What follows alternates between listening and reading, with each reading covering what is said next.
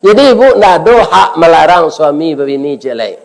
Kalau nyo mampu, nyo pakai kalau mah. Kalau tidak mampu jangan dicoba pak.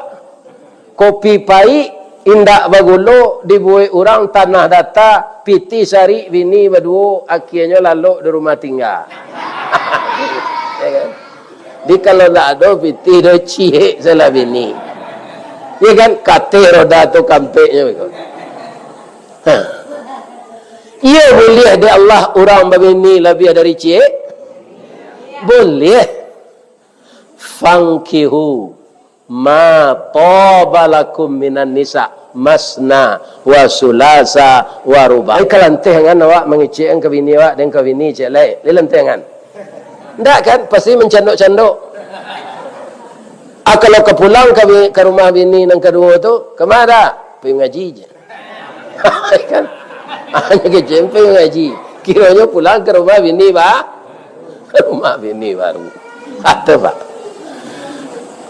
Apa lagi orang biasa buya sebisa berduto kalau begini dua